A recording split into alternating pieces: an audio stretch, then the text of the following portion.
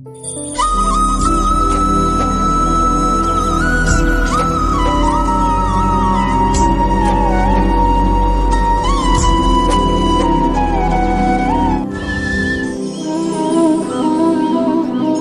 সংসারে আপনার সব থেকে বড় শত্রু কে?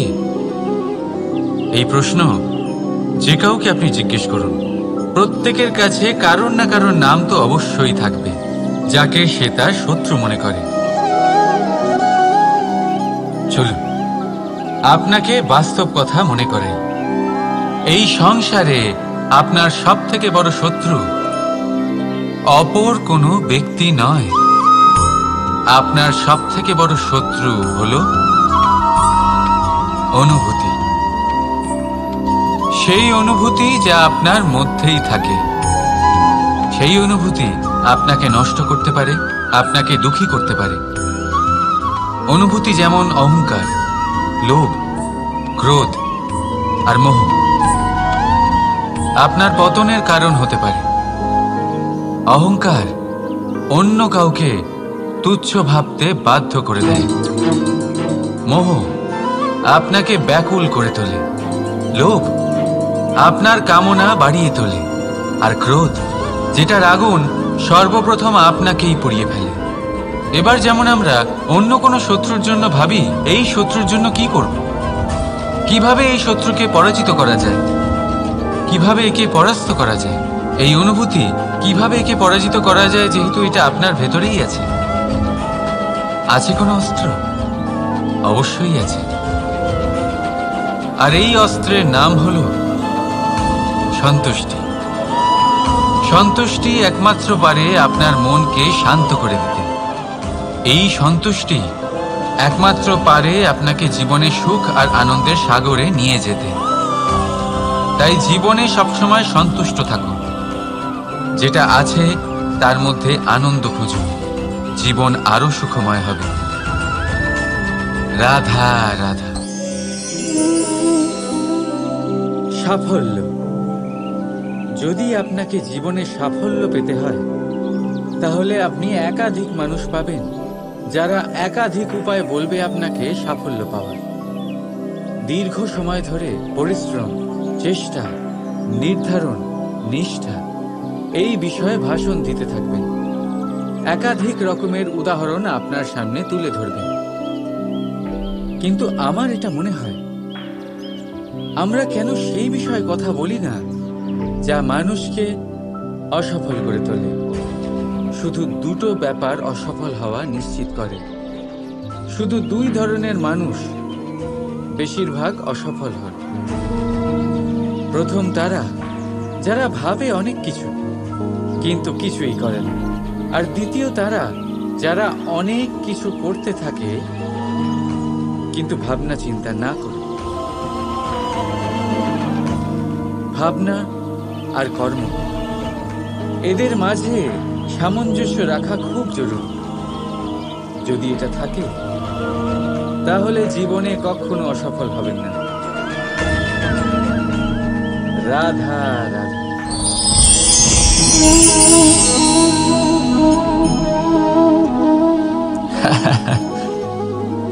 এইমাত্র আমার মনে একটা কথা এলো যে আপনিও কি এটা ভাবেন যে এটা কেন হয়? ঈশ্বর আমাদের দুটো চোখ দিয়েছেন, দুটো কান দিয়েছেন, দুটো হাত দিয়েছেন, কিন্তু মুখ দিয়েছেন শুধু একটাই, জিভ শুধু একটাই দিয়েছেন। এরকম কেন? কি কারণ থাকতে পারে এর পেছনে? কারণ আছে। কারণ এটাই যে ঈশ্বর চান যে আমরা সবাই দেখি অধিক, শুনি অধিক, কাজ অধিক করি, কিন্তু বলি কম।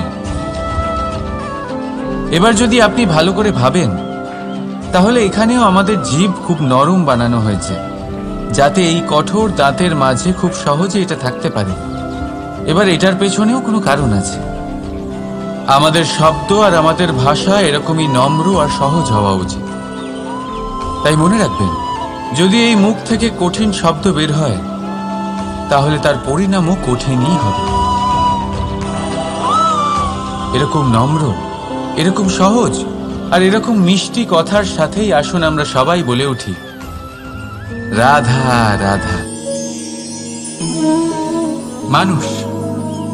মানুষ সর্বদা এটা বিশ্বাস করে তাকে ওপরে উঠতে হবে, ওপরে, আরো ওপরে উঠতে হবে। কিন্তু আসল বিষয় হলো যে যতক্ষণ না আপনি চূড়ায় পৌঁছবেন, ওপরে উঠে আপনি আনন্দ পাবেন না। এবারে দেখুন এই বৃষ্টি যখন এই আকাশ থেকে পড়ে তখন এই ধরাও তাকে স্বাগত জানায়। কারণ বৃষ্টি পড়ে এই ধরার তৃষ্ণা মেটাবার জন্য। বৃষ্টি এলে বন জঙ্গল আনন্দে নেচে ওঠে, ময়ূরপঙ্খী নেচে ওঠে, গান করে। এই কারণে নয় যে বৃষ্টি পড়েছে, এই কারণে যে বৃষ্টি কোনো ভাব নিয়ে পড়েছে। কিন্তু তার বদলে যদি আকাশ থেকে বজ্র বিদ্যুৎ সহ বৃষ্টি পড়ে, এই প্রকৃতি ভয়ভীত হয়ে যায়। অর্থাৎ এই ভাব অত্যন্ত গুরুত্বপূর্ণ। সর্বপ্রথম এই ভাবটা দেখবেন, আর যদি তাতে ভালোবাসা থাকে তাহলে বুঝবেন সব কিছু শুভ হবে। রাধা রাধা।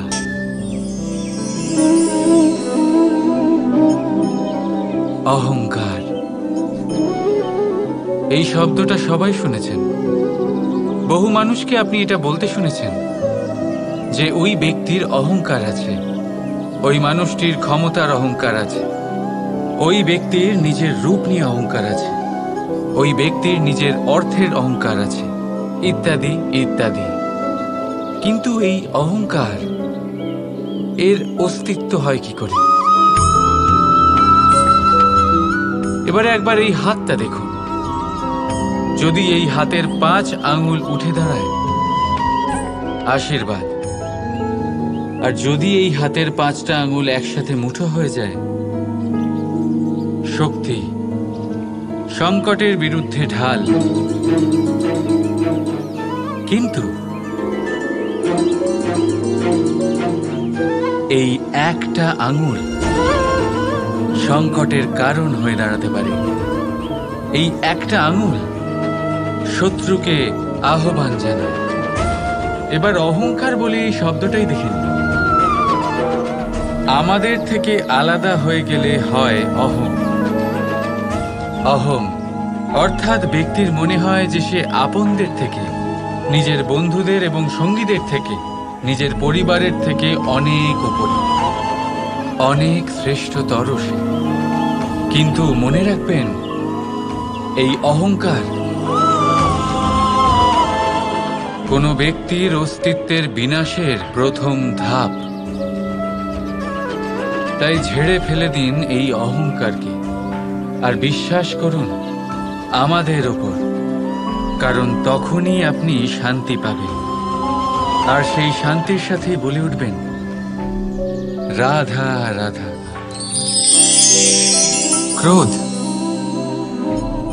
ক্রোধ কি সেটা কে না জানে। সব আয়ু, সব বর্গ, সব শ্রেণীর মানুষের ক্রোধ অনুভব করা হয়ে গেছে। এমনকি কারোর তো পরিচয়টাই এইভাবে দেওয়া হয় যে সেই ব্যক্তি অত্যন্ত রাগী, এনার থেকে দূরে থেকো।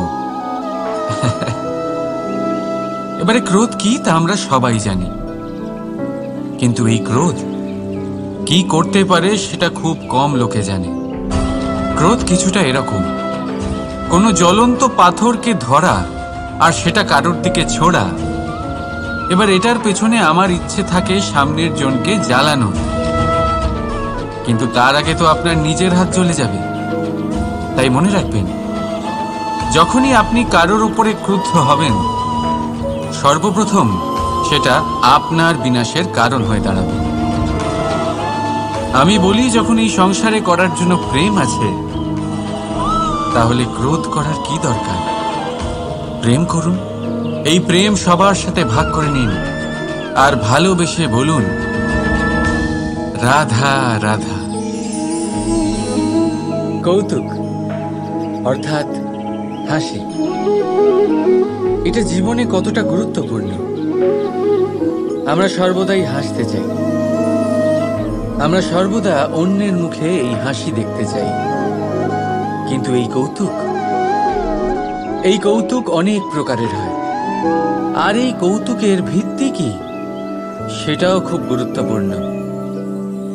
কৌতুক কেবল তখনই পাবেন যখন তা শুদ্ধ মন থেকে আসবে। কৌতুক তখনই পাবেন যখন তার সামনের জনকেও হাসিয়ে তার কষ্ট হরণ করবে। এবারে যদি কৌতুক হিংসার থেকে বেরোয়, তখন তা কটাক্ষ হয়ে যায়, সামনের মানুষের মনে আঘাত করে। তারপরে সে তৈরি থাকে যে কখন আপনার উপরে আবার প্রহার করতে পারবে। তাই যদি হাস্য কাউকে ছোট করার জন্য হয়, তা হাস্য নয়, উপহাস হয়ে যায়। আর তা সামনের জনকে আনন্দ নয়, শুধু অপমান দেবে। আর অপমানিত ব্যক্তির মন তিক্ত হয়ে থাকে। তাই মনে রাখবেন যে এই কৌতুক যেন কৌতুকই থাকে, তা উপহাস বা কটাক্ষ না হয়ে যায়। রাধা রাধা। জীবনে একজন ব্যক্তি তখনই সুখে থাকবেন যখন তার কাছে সন্তুষ্টি আর আনন্দ থাকবে। সন্তুষ্টি আর আনন্দ তার জীবনে তখনই আসবে যখন তার কাছে বন্ধু থাকবে, কিছু এমন লোক থাকবে যারা তাকে ভালোবাসবে। সেই ভালোবাসা সে তখনই পাবে যখন সে নিজে কাউকে ভালোবাসতে পারবে, নিজের দরকারগুলোকে নিজেই পূরণ করার যোগ্য হবে। সে নিজের দরকার তখনই পূরণ করতে পারবে যখন তার কাছে ধন থাকবে। ধন অর্জন তখন করতে পারবে যখন তার কাছে বিদ্যা বা কোনো শিল্প থাকবে। আর সেটা এমনি এমনি হয় না, বুঝলেন? সবার আগে আলস্য ত্যাগ করুন। যে কর্মক্ষেত্রেই থাকুন না কেন, সেটা নিষ্ঠার সাথে পালন করুন। বিদ্যা দিয়ে সম্পন্ন হন, তখনই পাবেন আপনি সুখ, তখনই পাবেন আপনি প্রেম, আর তখনই হাসি মুখে নিজের জীবন কাটাতে পারবেন আপনি। রাধা রাধা। এই সূঁচ দেখতে পাচ্ছেন আপনি? এটা শুদ্ধ লোহা দিয়ে তৈরি, বস্ত্র সেলাই করার কাজে লাগে, অস্ত্রোপচারে কাজে লাগে। কিন্তু আপনি কি কখনো ভেবে দেখেছেন এই সূঁচ কিভাবে তৈরি হয়? লোহার এক বড় অংশকে পিটিয়ে পিটিয়ে টেনে টেনে তাকে পাতলা বানানো হয়। এরপরেই আমরা পেয়ে থাকি সূঁচ। ভাবুন, যদি লোহার টুকরোতে অনর্গল প্রহার করার ফলে একটা লোহার টুকরো সূঁচে পরিণত হয়, তাহলে আমাদের জীবনে অনর্গল চেষ্টা করার ফলে জীবনের সমস্ত অংশকে আমরা কত প্রভাবশালী কাজে পরিণত করতে পারি। শুধু প্রয়োজন দৃঢ় নিশ্চয়তা। তাহলে আসুন আমার সাথে ভালোবেসে বলুন, রাধা রাধা। এই ফুল দেখতে পাচ্ছেন? কি সুন্দর দেখতে লাগছে এই ফুলকে। আর এটার কারণ কি আপনারা জানেন? এই ফুল জানে না কাল ওর সাথে কি হতে চলেছে, আর না এই ফুল তা জানতে চায়। ও জানে না যে ও কাল কোনো সুন্দরী চুল সাজানোর কাজে লাগবে, নাকি কোনো মৃতদেহের শোকের প্রতীক হয়ে উঠবে।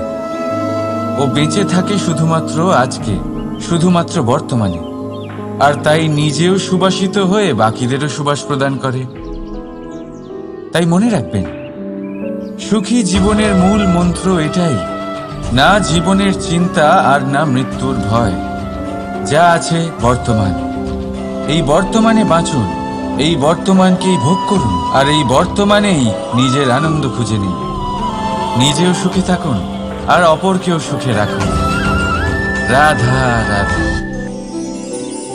আপনি অনেককে এই কথা নিশ্চয়ই বলতে শুনেছেন, এই ব্যক্তির দৃষ্টিতে দম্ভ আছে, এই ব্যক্তির চোখের ওপর অহংকারের পর্দা পড়ে আছে, ইত্যাদি ইত্যাদি। চলুন আমি আপনাকে একটা প্রশ্ন করছি, আপনি দেখেন কি দিয়ে? দৃষ্টি দিয়ে নাকি দৃষ্টিভঙ্গির সাহায্যে? ভাবুন। চিন্তায় পড়ে গেলেন নিশ্চয়ই। দৃষ্টি যে কোনো বস্তুর বা যে কোনো মানুষের শুধু বাইরের রূপটা দেখায়, যেখানে দৃষ্টিভঙ্গি আপনাকে সোজা আসল পরিচয়ের সাথে সাক্ষাৎ করায়। উদাহরণ হিসেবে চন্দ্র। চন্দ্র আমরা সবাই দেখেছি। বহু মানুষ আছেন যাদের চন্দ্র অত্যন্ত সুন্দর লাগে, আবার কিছু মানুষ এমনও আছেন যারা এই চন্দ্রের মধ্যেই দাগ খুঁজে বার করেন। এই হলো দৃষ্টিভঙ্গি। যদি নিজের দৃষ্টিভঙ্গিতে প্রেম রাখেন, ভালোবাসা রাখেন, সম্ভ্রম রাখেন, তাহলে তার বদলে আপনিও প্রেম আর সম্মান অবশ্যই পাবেন। এবারে দেখুন, যে জল দিয়ে ঈশ্বরের মূর্তি ধোয়া হয় তাকে চরণামৃত বলা হয়। এটার কারণ দৃষ্টিভঙ্গি। এখন আপনি পাথরকে ভগবান ভেবে পুজো করবেন, নাকি ভগবানকে পাথর ভেবে পরিত্যাগ করবেন? সিদ্ধান্ত আপনার, কিন্তু এই সিদ্ধান্ত নির্ভর করে আপনার দৃষ্টিভঙ্গির ওপর। তাই নিজের দৃষ্টিভঙ্গি শুভ রাখুন, নিজের দৃষ্টিভঙ্গিতে ভালোবাসা রাখুন, আর আনন্দে বলুন রাধা রাধা। বিশ্বাস। জীবনে বিশ্বাস কতটা গুরুত্বপূর্ণ। একজন স্ত্রী তার স্বামীর হাত ধরে যে কোনো জায়গায় যেতে পারেন, এর কারণ হলো বিশ্বাস। তার নিজের স্বামীর উপরে বিশ্বাস আছে। যখন একজন মা তার ছোট বাচ্চাকে কোলে তুলে হাওয়ায় ওঠায়, তখন সেই বাচ্চা ভয়ভীত হয়ে যায় না। তার কারণ হলো বিশ্বাস। তার বিশ্বাস আছে যে তার মা তার কিচ্ছু হতে দেবে না। এক বৈদ্যের দেওয়া ঔষধ সন্তান কিছু না বুঝে শুনেই খেয়ে ফেলে। সেই বৈদ্যের জ্ঞানের বিষয়ে তার কোনো ধারণাই থাকে না। শুধু নিজের পিতার উপরে বিশ্বাস আছে যে তার পিতা তাকে খারাপ কিছুই দেবে না।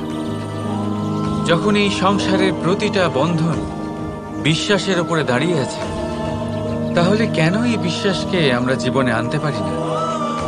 আপনি নিজেই দেখুন, এই বিশ্বাস নিজের জীবনে এনে দেখুন, সবকিছু আরো সুন্দর হয়ে যাবে।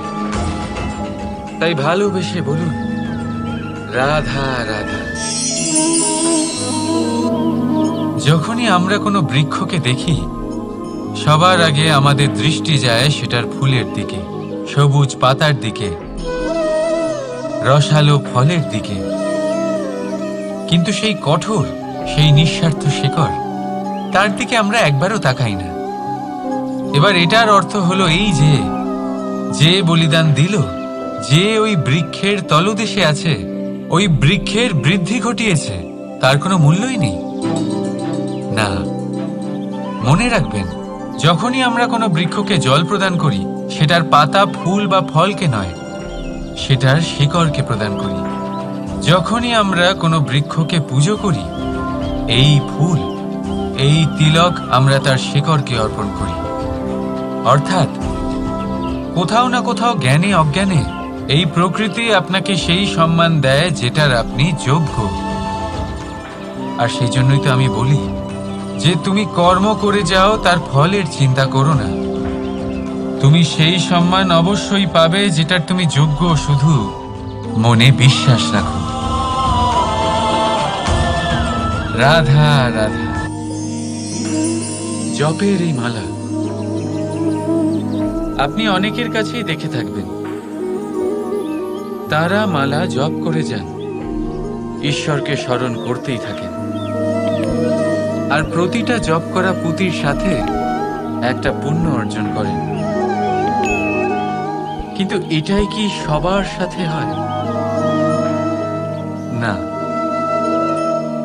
আপনি এটাও নিশ্চয়ই দেখেছেন, অনেক মানুষ বহু বছর এই মালা জপ করে যান, কিন্তু তাও কিছুই হয় না। সেই ক্রোধ, সেই অহংকার, সেই লোভ, সেই বাধা সব একই রকম থাকে। তার মানে সমস্ত পরিশ্রম ব্যর্থ। কখনো ভেবে দেখেছেন এমন কেন হয়? এই জন্যই হয় কারণ মালার পুঁতিগুলো জপতে জপতে অনেক মানুষ একটা জিনিস জপ করতে ভুলে যান, মনের জপমালা। সেই জন্য পরের বার এই মালা জপ করার আগে সর্বপ্রথম মন থেকে জপ করতে শিখুন। মনের মধ্যে যত মন্দ ভাব আছে তা ঝেড়ে ফেলে দিন, শেষ করে দিন সমস্ত দোষ। তবেই আসবে শান্তি, তবেই পাবেন সন্তুষ্টি, আর তবেই পাবেন প্রেম। রাধা রাধা। আমরা সকলে পাথুরে রাস্তা এড়িয়ে চলি, কারণ এই পথের পাথর আমাদের যাত্রা আরো কঠিন করে তোলে, আমাদের পা আহত করে দেয়। কিন্তু একটা গুরুত্বপূর্ণ কথা আমরা ভুলেই যাই, এই কঠিন পথই না শুধু আমাদেরকে নিজেদের দুর্বলতার সাথে পরিচয় করায়, বরং আমাদের শক্ত হওয়ার প্রেরণাও দিতে থাকে। সময়ের সাথে ঠিক এমনটাই হতে থাকে। সবাই ভালো সময়ের অপেক্ষা করতে থাকেন, ভালো সময়ের জন্য পরিশ্রম করেন, তার জন্যই চিন্তা করেন, কিন্তু ভুলে যান যে ভালো সময় বহুবার আমাদের বিবেক নষ্ট করে দেয়। সেখানেই খারাপ সময় আমাদের বুদ্ধিকে সঠিক পথে চালিত করে। রাধা রাধা। বড় বড় রাজমহলে বড় বড় ইমারতের চূড়া কত সুন্দর হয়, কিন্তু আপনি কি কখনো এই বিষয়ে ভেবেছেন যে এই সুন্দর চূড়ায় পৌঁছতে গেলে আপনাকে পৃথিবীতে পা ফেলতেই হবে? সেই সুন্দর চূড়ায় পৌঁছে দীপ্তি পাওয়ার জন্য আপনাকে একটা কঠিন পথ অবলম্বন করতেই হবে। যদি আপনি কোনো কঠিন পথে না গিয়ে এই পৃথিবীর সাহায্য ছাড়াই শুধু উচ্চতার দিকে অগ্রসর হতে থাকেন, তাহলে সর্বদা অসফল হবেন। সেই জন্য নিজের স্বপ্ন পূরণের এই যাত্রাতে নিজের পথ কখনোই হারাবেন না, নিজের পথ থেকে সরবেন না। যদি এমন করেন তাহলে তো আপনার স্বপ্ন পূরণ হবেই না, তার সাথে আপনি নিজের পথও হারাবেন। রাধা রাধা। আপনি কখনো জাঁতা কল দেখেছেন? তাতে গম পেশা হয়। গমকে এমন ভাবে পেশা হয় যাতে আমরা তা খেতে পারি, জীবিত থাকতে পারি। আর যদি আপনি মন দিয়ে দেখেন তাহলে কলের নিচের অংশ কখনো ঘোরে না, শুধুমাত্র ওপরের অংশই ঘোরে। আর তবেই তা গম পিষতে পারে, আর তবেই রুটি তৈরি হতে পারে। কিন্তু ভেবে দেখুন, যদি কলের দুটো অংশই ঘুরতে থাকে তাহলে কি হবে? তা গম পেশার বদলে একে অপরকে পিষে নিজেদের অস্তিত্ব শেষ করে দেবে। তাই জীবনে কোনো কাজ যখন মন আর মস্তিষ্ক মিশিয়ে করা হয় তখনই তা সম্পন্ন হয়। কিন্তু যখন বিষয় হলো ভক্তির, তখন মস্তিষ্কের যুক্তির মৌন থাকা প্রয়োজন। আর যখন বিষয় হলো কর্ম আর ন্যায়ের, তখন মনের আবেগের মৌন থাকা প্রয়োজন। তাই মন আর মস্তিষ্কের এই সম্মিলনে সতর্ক থাকবেন। একসাথে অবশ্যই চলবে, কিন্তু একে অপরের বাধা যেন না হয়ে দাঁড়ায়। রাধা রাধা। বলুন, কি দেখতে পাচ্ছেন আপনি? আমার হাতের এই সাদা বস্ত্র, নাকি এতে লেগে থাকা এই কালো দাগ? এবারে সত্যি কথা বলতে কি, আপনার নজর সবার আগে এই কালো দাগের উপরে গেছে। ঠিক আছে, এমনই তো হয়। ভীষণ কম মানুষ থাকেন যারা ভাবেন কোনো ব্যক্তি ভীষণ পরিশ্রম করে এই বস্ত্র ধুয়েছেন, এটা শুকিয়েছেন, বেশিরভাগ মানুষের নজর যায় এই দাগের উপরে, ভাবেন যে এটা কি করে লাগলো। কিছুটা এরকমই হয় আমাদের ব্যক্তিত্বের সাথে। আমাদের শুভ কর্মের ওপরে আমাদের একটা খারাপ কর্ম ভারী মনে হয়। এবারে ভাবুন, যদি আমি চন্দ্রের কথা বলি, তাহলে তার শীতল আলো দেখার পূর্বে তার কলঙ্ক লক্ষ্য করেন, সেই চাঁদে লেগে থাকা কালো দাগ দেখে নেন। সেই জন্যই বিশেষ করে যারা শুধুমাত্র শুভ চিন্তা করেন আর উপকারী কর্ম যারা করেন, তাদের আমি বলবো সাবধানে থাকবেন, কারণ আপনার একটা খারাপ কর্ম চিরকালের জন্য উদাহরণ হয়ে দাঁড়াবে। রাধা রাধা।